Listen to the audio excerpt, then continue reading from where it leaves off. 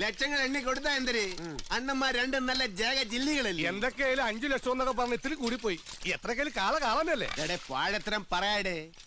സിൽമാടി ഐശ്വര്യ റായ്ക്കും നമ്മുടെ അടുക്കള അയക്കുന്ന അന്നമ്മയ്ക്ക് ഒരേ വിലയാണ്. രണ്ടും പെണ്ണ് തന്നെയല്ലേ? പോത്തായാലും ശരി പെണ്ണായാലും ശരി പെരുമാറ്റത്തിനാണ് വില. എന്തിനാ? പക്ഷെ തീറ്റി പോറ്റാനാണ് പാട്. തിന്നിട്ട് മിണ്ടാ പ്രാണികളല്ലേ പാവം. അടുത്ത ജന്മത്തിലെങ്കിലും ഇതുപോലൊരു ജല്ലിക്കെട്ട് കാളയെ ജനിച്ചാൽ മതിയായിരുന്നു.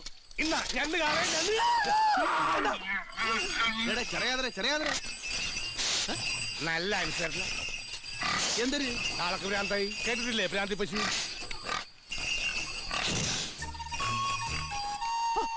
എന്റെ ഒടയമ്പരാനെ ചതിച്ച ആ പെണ്ണൊരിയും കെട്ടി വന്നിരിക്കുന്ന ചെവല കളറിലാണല്ലേ? നിക്കി തള്ളേ നിക്കി, ഞാൻ അങ്ങോട്ട് വരാം. നിക്കി നിക്കാൻ പറഞ്ഞ് വേറെ ഒന്നും കൊണ്ടല്ല ഏട്ടാ. ഈ ചെവല കളർ കണ്ട ലവന്മാര് ചെറഞ്ഞെറഞ്ഞ് ഒരൊറ്റ ഞോണ്ടൊക്കെ ഞോണ്ടിയാ മതി. അമ്മയുടെ ടക്കനെ പീസായിട്ട് ചെതറും. വറീസൺ എന്തിനൊന്ന് ഒന്ന് കാണാനാ. അതിനെന്തൊരു വറീസണം പോയി കാണി. എവിടെ കാണിച്ചോടേ യവന്മാരെ കസർച്ചേള്. അത് കാണാൻ വന്നതല്ല, ഞങ്ങള് വന്നത് മാണിക്കത്തൊന്ന് കാണാൻ.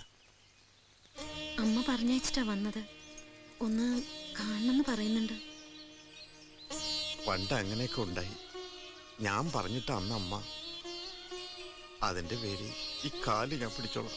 ഞാൻ ഇപ്പൊ ഇങ്ങാട്ട് വന്ന് ആദ്യം പറഞ്ഞു ഏൽപ്പിച്ച ചില കാര്യങ്ങൾ ചെയ്യാനൊക്കെ ഉണ്ടാണ്. അതിന്റെ ഇടയിൽ ഇങ്ങനത്തെ കഥകളൊന്നും വേണ്ട കേട്ടാ. അതിന് ഞാൻ ഇപ്പൊ എന്ത് ചെയ്ത്? ഞാൻ ആരെന്ന് ചോദിച്ചു, ഞാൻ ആരാന്ന് പറഞ്ഞു. അത്രയല്ലേ ഉള്ളു.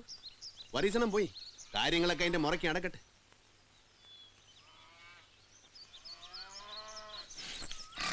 ചിലകളി ഞാൻ കേക്കട്ടെ. നിനക്ക് എന്തരാണ് ജ്വാലി?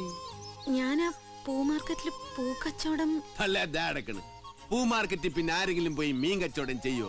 എന്തരുണ്ടെ നീ പറയണത്? പോയി ചെന്ന് വെടിപ്പായിട്ട് അവനുണ്ടോ ജോലികൾ ചെയ്. പണ്ട് കണ്ട് പരിചയം പോലും കാണിക്കണില്ല. തനി വെട്ടുപോത്ത് തന്നെ.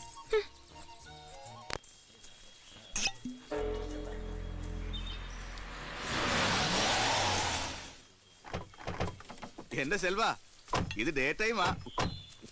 എല്ലാം കൂടി വലിച്ചു കയറ്റി വെറുതെ തടി കേടാക്കണ്ട. നാളെ കഞ്ഞിക്ക് ഗതിയില്ലാതെ വന്നാ വല്ല വാർക്കപ്പണിക്ക് പോകാനെങ്കിൽ ഇത് ഉപകരിക്കും. വാർക്കപ്പണിക്ക് ചത്തുപോയതിന്റെ അപ്പം നാളാരും കുറച്ചു ദിവസമായിട്ട് ഔട്ട് ഓഫ് റേഞ്ചിലായിരുന്നല്ലോ. ആ, നിന്നെയൊക്കെ നന്നാക്കാൻ വേണ്ടി വന്നിറങ്ങിയ ആ ഒറ്റക്കണ്ണന്റെ റേഞ്ച് എന്താണെന്നറിയാൻ വേണ്ടി കറങ്ങിയതാ. കറക്കം ഔട്ട് ഓഫ് സ്റ്റേറ്റ് വിട്ട് ഔട്ട് ഓഫ് നേഷൻ വരെ എത്തി. മോനെ സെൽവ, നമ്മുടെ പഴയ കളിക്കൂട്ടുകാരൻ റോമിങ്ങാ. International roaming. ബെല്ലാരിയിൽ അവൻ ബെല്ലാരി രാജ, വെറും പോത്ത് കച്ചവടക്കാരൻ. സൗദിയിലെ അറബികൾക്ക് അവൻ ഡയമണ്ട് രാജയാ, പേര് കേട്ട പൊന്നു കച്ചവടക്കാരൻ. ഫ്ലൈറ്റ് ചാർട്ട് ചെയ്ത് ഫ്ലാഷ് കളിച്ച് ലക്ഷങ്ങൾ കൊയ്ത കാലത്ത് അവന്റെ വിളിപ്പേര് മുച്ചീട്ട് രാജ. പണച്ചാക്കുകളുടെ തർക്കം തീർക്കാൻ ഇടനിലക്കാരനായ നിന്ന കാലത്ത് അവൻ മീഡിയേറ്റർ രാജ. ബെൻസ് കാറുകളോട് അവനുള്ള കമ്പം സുഹൃത്തുക്കൾക്കിടയിൽ അവനെ ബെൻസ് രാജയാക്കി. അങ്ങനെ പേരുകൾ ഒരുപാടുണ്ട് അവന്. സമ്പാദ്യം വെച്ച് നോക്കിയാ നിന്റെ അച്ഛൻ രാജരത്നം പിള്ള അവന്റെ പകുതി പോലും വരില്ല. ഓ, ആ ഫിനാൻഷ്യൽ പെരുമാളാ. എന്നെ കൊണ്ട് വയ്യ ഇനി പണ്ടായിരത്തി ഒന്ന് താങ്ങാൻ. ഇന്നാ നീ എന്നെ അറ്റൻഡ് ചെയ്തോ. നിന്റെ അക്കൗണ്ട് അല്ലേ ആശുപത്രി കച്ചവടത്തിന് അയാൾ കോടികൾ തന്നത്. ഞാൻ എന്തിനാ അറ്റൻഡ് ചെയ്യണം? അതിൽ 50 ലക്ഷം ഞാൻ കണ്ടിട്ടുള്ളൂ. ബാക്കി 4.5 കോടി കൊണ്ടുപോയി നീയാ. ഞാൻ കൊണ്ടുപോയത് എന്റെ അമ്മായിയമ്മയുടെ വാദം ചികിത്സിക്കാനല്ല, എക്യുപ്മെന്റ്സ് ഇമ്പോർട്ട് ചെയ്യാൻ ജർമ്മനിയിലെ സായിപ്പ്മാർക്ക് അഡ്വാൻസ് ചെയ്തതാ. ഈ സായിപ്പ്മാർക്ക് പറഞ്ഞാൽ മനസ്സിലാവില്ലേ പ്രോജക്ട് ക്യാൻസൽ ആയ വിവരം? അതിനങ്ങനെ ഒരു സായിപ്പ് ഉണ്ടോ ആവോ? നീ പറഞ്ഞത് കള്ളിലാണോ അതോ കാര്യത്തിലാണോ? കാര്യത്തിൽ തന്നെയാ. എന്റെ തന്തയുടെ സമ്പാദ്യം കണ്ടിട്ട് തന്നെയാ എന്റെ അക്കൗണ്ടിലൂടെ എല്ലാവരും ഒലത്തിയെന്ന് എനിക്കറിയാം. അത് കണ്ടിട്ട് തന്നെയാണോടാ നീയും എന്നോട് കൂടിയത്. അങ്ങനെയാണല്ലേ? എങ്കിൽ ഇനി അങ്ങനെ തന്നെ കൂട്ടിക്കോ. ഞാൻ ഇടയ്ക്കിടയ്ക്ക് ഓർമ്മിപ്പിക്കുന്ന ഈ ഫിനാൻഷ്യൽ പ്രോബ്ലം അധികം താമസിയാതെ തന്നെ കാര്യത്തിലാവും. എല്ലാവർക്കും ഇപ്പൊ തന്നെ മനസ്സിലായിട്ടുണ്ട് നിന്റെ കയ്യിൽ പാറ്റാ ഗുളിക വാങ്ങാനുള്ള കാശ് പോലും ഇല്ലാന്ന്. അതുകൊണ്ട് ഇനി അവർ വിളിക്കുമ്പോ നീ എന്താന്ന് വെച്ചാൽ ചെയ്തോ. കൂടെ നിൽക്കുന്നവന്റെ കൂര കത്തുമ്പോ അതിൽ നിന്ന് തന്നെ കൊള്ളി വലിച്ചൊരു വീട് കത്തിച്ചാലുണ്ടല്ലോ. ഒരുമാതിരി ചന്തപ്പിള്ളരെ പോലെ രണ്ടാളും. ഈ സമയത്ത് നിങ്ങൾ രണ്ടാളും പരസ്പരം കൊങ്ങയ്ക്ക് പിടിക്കല്ല വേണ്ടത്.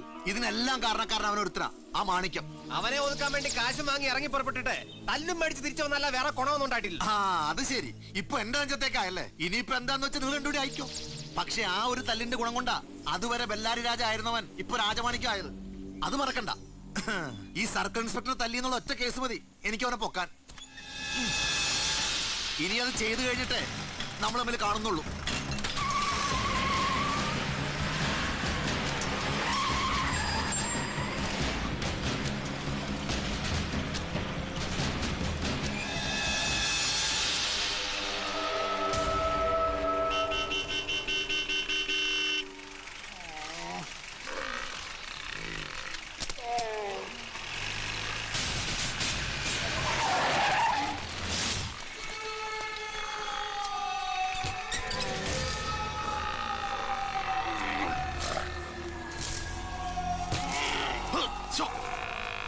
ഈ എണ്ണം കെട്ടങ്ങളുടെ കൂടെ കിടക്കുന്ന കഴിവേറി മക്കളൊക്കെ എവിടെ പോയി ചത്ത് കിടക്കാനാവോ?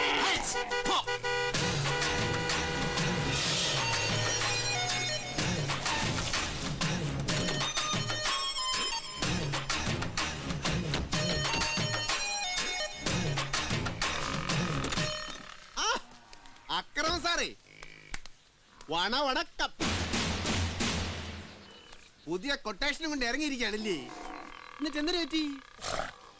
പോത്തുകളടഞ്ഞ ഈ പറഞ്ഞാ മനസ്സിലാകാത്തവരെല്ലാം നമ്മൾ പോത്തുകളെന്ന് പറയണം.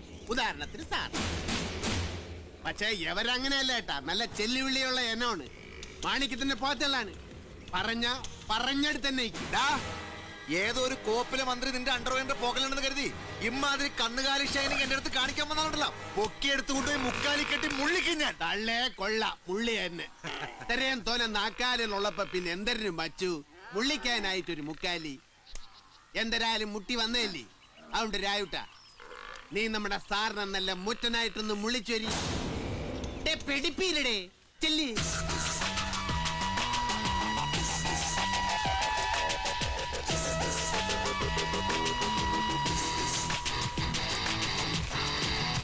രായുട്ടൻ താർ ഉടുത്ത് കേട്ടാ. ഇനി നടക്കാൻ പോണ മുള്ളിക്കളിയുള്ള നമ്മളില്ല കേട്ടാ. നമ്മൾ വരണ്ട ഫ്രീ. അപ്പൊ നടക്കട്ടെ നല്ല ഈടിവെട്ടായിട്ട്.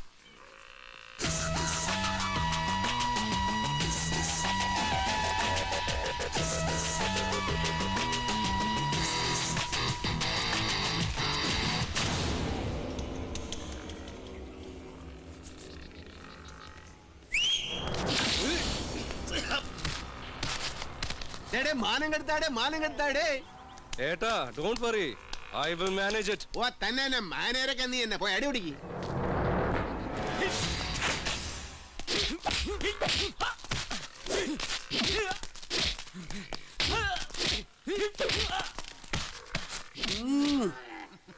ആദ്യം ഒന്ന് പാളിയെങ്കിലും ഇഞ്ഞിക്കാറി പിരുത്തോള് കേട്ടാ.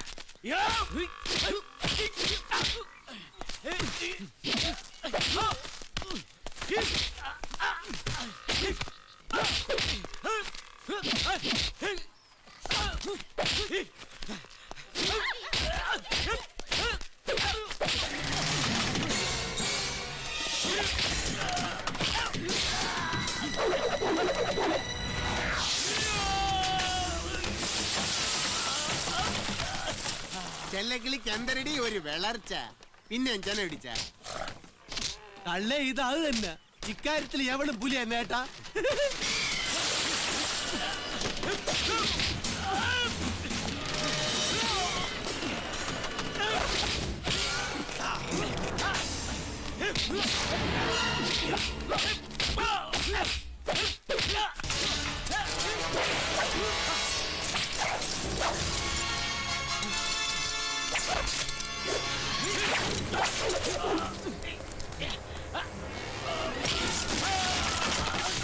വെപ്രാളം കാണിക്കാതെ. നിന്നെ സാറ് വെളുപ്പൻ രാവിലെ വരെ കയറി ഇറങ്ങിയല്ലേ. അപ്പൊ നിനക്കിനി നേരം കിടക്കയല്ലേ. പെതുക്ക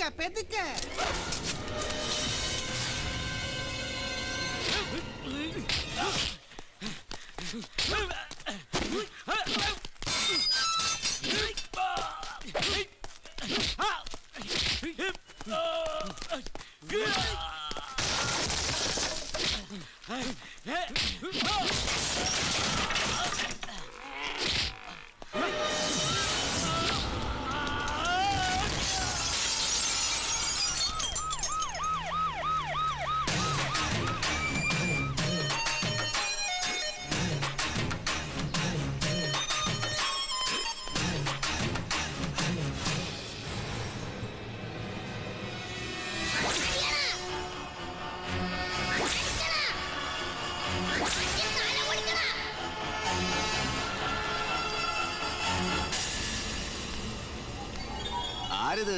മാണിക്കോ? അപ്പൊ നമ്മുടെ തട്ടകത്തിലേക്കുള്ള വഴിയോ? അറിയാം. തട്ടയത്തിലോട്ടും തട്ടുംപുറത്തിലോട്ടും ഒക്കെ ആയിട്ട് വഴികളത്ര കിടക്കണം മച്ചു ഈ ഉലകത്തില്. നിന്നാണെന്നാ ഉള്ള പറയാല്ലേ, നീ പുലിയാണ് കേട്ടാ. വൻ പുലികൾ വന്ന് വാഴുന്ന കാട്ടിലൊരു നരിയെങ്കിലും ആവാതെ പറ്റില്ലല്ലോ അണ്ണാ. പക്ഷേ ഇത് പങ്കം തന്നെ അണ്ണാ. കയ്യിൽ തോനെ കായലിടുന്നും വെച്ച് ആരെങ്കിലും സ്വന്തം വാടിയിൽ വാർണിഷ് അടിക്കുക? തലേ കെട്ടാ നാട്ടം തന്നെ ഏട്ടാ. മച്ചു ചെല്ലക്കിളിയായത് കെട്ടിയതാ, അതാ ക്യാസ് കേട്ടാ. നീ ചെല്ല്. അത്താണ്. എന്നാ പിന്നെ അക്കം പോയി പോയി. ഈ വരവ് ഞാൻ കുറച്ച് നേരത്തെ പ്രതീക്ഷിച്ചതാ. ഓ തന്നെ. പക്ഷെ എങ്ങനെ മച്ചു വെറും കൈയോടെ വരണത്? പഴയ തോഴന്മാരില്ലേ, അതും പണ്ട് എങ്ങനെയൊക്കെ പിരിഞ്ഞു പോയവര്. എന്തെങ്കിലുമൊക്കെ സമ്മാനങ്ങളുമായിട്ട് വേണ്ടേ വരാ. അതല്ല എന്റെ ഒരു മുറ. അപ്പൊ ദാ അടക്കണു മുറ്റ ഒരു സാധനം കൊണ്ടുവന്നിട്ടുണ്ട്. ഇറക്കട്ടാ വർക്കിച്ച ആ സാധനം ഞാൻ ഇറക്കി കണ്ടു നോക്കി.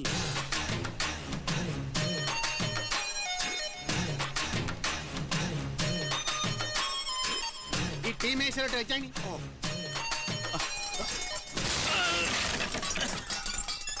ഇത്രയൊക്കെ നമ്മളെ കൊണ്ടുപോക്കൂ. ഞാൻ നമ്മൾ വേറെ എന്തെല്ലാം ഉണ്ട് വിശേഷം?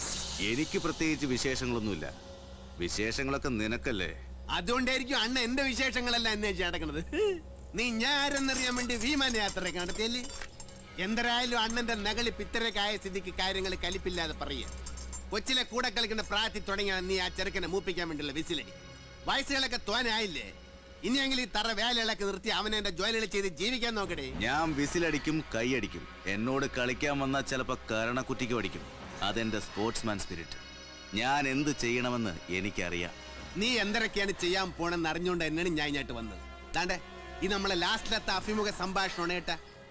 ഇതിൽ ത്വാർത്തുമുണ്ട് പൊത്തി ഞാൻ അങ്ങോട്ട് ഉറപ്പിക്കണം നമ്മളെ കച്ചവടം. അതല്ല പൊസറാക്കുള്ളി അടിച്ച് നീ നേരത്തെ പറഞ്ഞ മാറ്റാൻ ചെല്ലിട്ടായിട്ട് ഇറങ്ങലുണ്ടല്ലോ. ഈ ത്വാർത്തുമുണ്ടിന് വരെ ഞാൻ ക്വാടി കൊണ്ട് കൊണ്ടുവരും നിന്റെ ഒടുക്കലത്തെ കച്ചവടം ഉറപ്പിക്കാൻ. മച്ചു മാട വേണ്ട കേട്ടാ, തടി കേടാവും. അത് തന്നെയാ എനിക്കും പറയാനുള്ളത്. കേടാകും. അത്ത